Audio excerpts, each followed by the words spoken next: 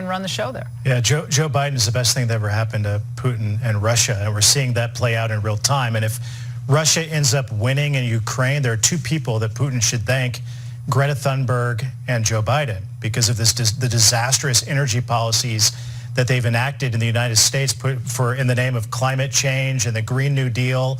I remember that Joe Biden selling out America's foreign policy to China in the interest of climate change. Remember that Donald Trump was buying oil at $25 a barrel for the energy reserve, for the preserves.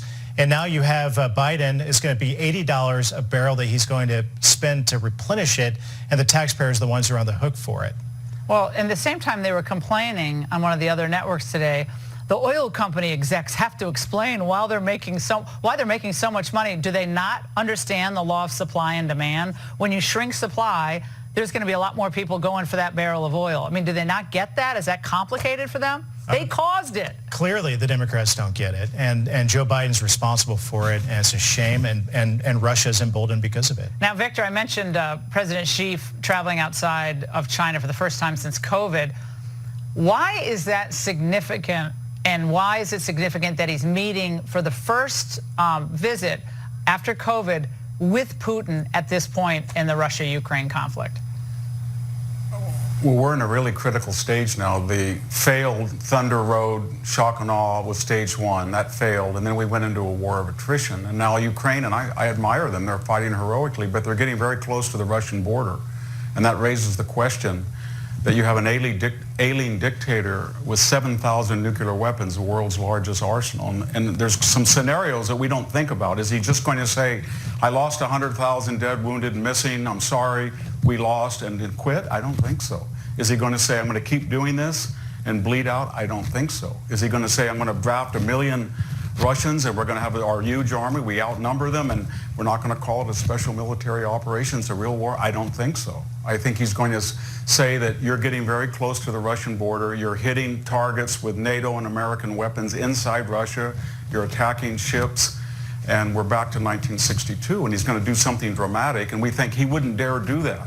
And that begs a question, Laura, is Ukraine under the American nuclear umbrella? It's not a NATO power, but there are people writing every day, some from the administration, some affiliated, some just independent, that act as if it is, and that we are pledged to defend Ukraine, I suppose, in a strategically scary fashion if Russia does something stupid and scary. So at some point, I think the Chinese and the Russians are figuring out what's the next step, and it could be very scary along 1962 Cuban Missile style. And I think we've got to stop it and take a deep breath, especially as we get near the midterms, because all of these things are accelerating in expectation of these midterms.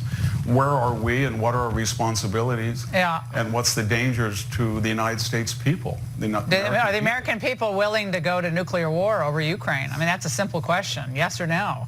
And I would bet the answer to that question is no. I mean, as horrible as people feel and much they want Ukraine to win. Congressman, we've talked a lot about an issue that was brought up at the White House today.